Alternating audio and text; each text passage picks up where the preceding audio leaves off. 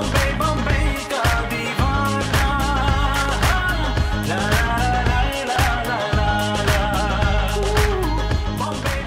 I'm Kenji. You're watching MissMalini.com, and we're about to rock it up with some fantastic cocktails from around the world in India today. Yes. Hi, I'm MissMalini. We're at Blue Frog today, and Kenji's about to start his mixology session for Smirnoff. I'm very excited. I've got myself a really cool kit and everything, so I'm going to be making some killer drinks post this point. Keep watching. Sorry, The official tasting notes are rich and creamy with chocolate. So you said Smirnoff was the biggest selling? Yes. Let's have a little taste of it. So remember, we're thinking about the 3 Fs, thinking about the flavor, the feel of it, the finish. So the other one did burn your nose. This one's a lot smoother when we don't add any sugar or anything like that. What makes it smooth is the filtration process. Rocks glass or whiskey tumblers. Generally these kind of things are either built. When we're saying build, we actually just make it in the glass and stir it through, or we muddle, so using a muddler and squish all our ingredients together using crushed ice. We're using a simple drink called cubed ice. We'll probably serve it in a highball or a Collins glass. We use martini glasses when we're serving something straight up, i.e. serving out without any ice, because they're generally a little bit smaller, a little bit more delicate. I'm going to demonstrate the 3 methods of making drinks, so you can choose how you're going to make your own drinks. And limes, they have nimbu. So if you ask for a lime, you get nimbu. If you ask for a lemon, you get nimbu. So it's a cross between the two. You got orange, you got mint, you got basil, you got ginger, you got lemongrass, you got apple powder that you can use, some masala, you got some standard white sugar, and we got the jaggery. With this being a nightlife exchange, I thought it'd be really cool if we could exchange just one drink and make them different from each of the different cities. So we chose Smirnoff's signature cocktail, which is the Moscow Mule. It's a cocktail Smirnoff actually invented in the 1940s. It didn't really catch on until they started marketing this one cocktail. Basically, the company president was sitting in a bar with his friend, Jack Morgan, in the Cock and Bull bar. He had just bought made his own ginger beer. They were sitting in a bar and they had these the copper mugs. So together in the copper mug, they put the new Smirnoff, they put the ginger beer, they squeezed some lime. It was very simple, 3 ingredients that made the Moscow Mule. Just at that time, the Polaroid camera had come out.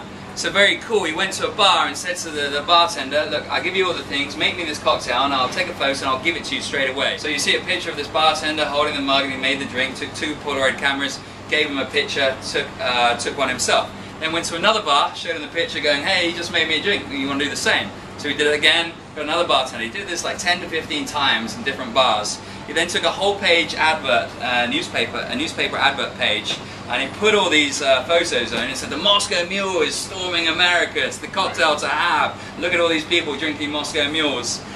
First known advertising campaign, and then it just really kicked off. Everyone was asking for these Smirnoff Moscow Mules, and it was just crazy. There were stories of famous stars getting their names engraved in these mugs and putting them on trees behind the bars itself. From there, the mixability of Smirnoff became known. It then became, over the next 20 years, then overtook whiskey as the selling spirit. The signature cocktail, which is very easy, it's just ginger beer and lime and Smirnoff. But what we're doing is we're adding 1 ingredient from each city to tailor. So from the UK, we're using marmalade, just because it's kind of the British thing that we have. In Thailand, we're using lemongrass. In Canada, we got maple syrup. For the Indian one, we've got the jaggery syrup. In the Brazilian one, we got acai berry juice. In Caracas, we're using pampelon, their form of sugar. In Miami, we got coconut juice. Where else we got? Sydney, we got lemon myrtle, lovely the herb that we got. So we're just jazzing it up. So I'll just show you how you can just take a classic flavour and we're just putting it all up. I'm going to use Smirnoff Red for this, just because it was the traditional one that was actually used in there. A nice measure, about 1 second pour is about 10 millilitres or 1 cl. So you probably want about 4 seconds worth of pour when you make your drink. As we said, not too strong is all good in there. We're going to add our different flavours in. So in this one here, maple syrup. Just want to make the British one, which will be the marmalade. Here, we'll make the Thai one, which has got some lemongrass. So if you've got a hard ingredient, something like lemongrass, which has got lots of flavour, you really want to put it in the bottom of the glass. To give it a bit of a bump, I'm going to add some ginger as well, just to add a bit of the ginger effect. Now we're going to get our limes in. So with these ones we're going to squeeze our limes or our nimbu, but since we're muddling we might as well get our limes in at the same time. So I'm going to use a whole, taking the center out in there. So we use our muddler, we're just squishing that in there. If I was muddling the jam one, I would be pumping up the jam. How does Bob Marley like his donuts? We're jamming. We're jamming. And his friends? I hope they like jamming too. Yeah. So just cover the glass, squeeze the fruit, chop it in, top that out with a little bit of ginger.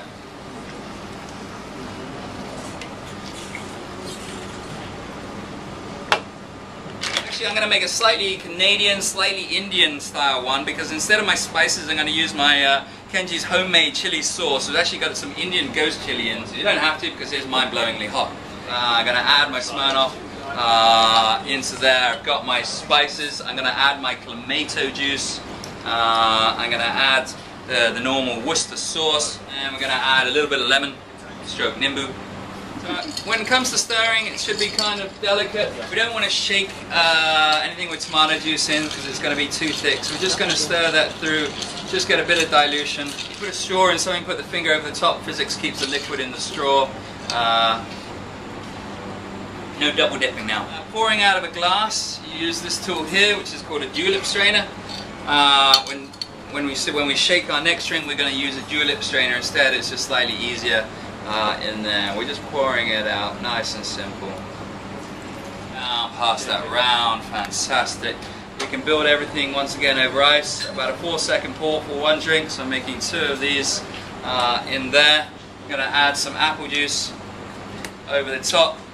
When it comes to ratios, remember you got about 20%, 25% additional is going to come dilution from the ice. So we can put it in there. We're going to squeeze everything in. If you leave the fruit in the shaker, it's going to bring a lot more of the oils and the zest because you're going to beat it up in there. So you can either squeeze and then leave it out, or you can put it in to get a bit more of the oils. I'm going to add a little bit of cinnamon to the drink in here, like that. Add a little bit of the nice spices. This is known as an apple crumble. So we get our tin part of the shaker, we put it over the glass, we get a straight side, we give it a tap, and it's kind of nice and formed, so you might want to give that a try. We shake things to... Why do we shake things? Mix them up. Mix them up? Why else? Looks cool. Looks cool, yes. Dilution. Dilution. Aeration. A little bit of air.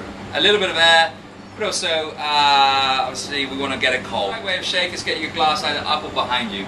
Shaking is kind of the bartender's tool. Everyone shakes in a different way. There's no right way of shaking. You know, one school of bartending, you know, the very serious classic bartender, they'll be... Or you get the disco bartender, you know, who flares and starts to cha-cha away, goes to the music.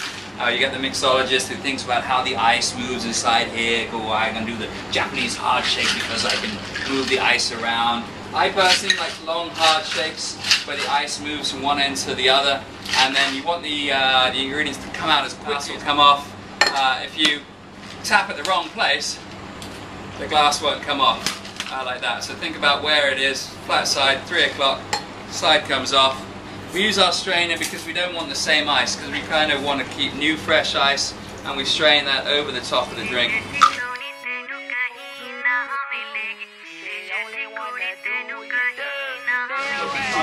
Taste it. What is this again? What's it called? Just keep playing around. What's called? It's called a Dara. Dara, Mumbai.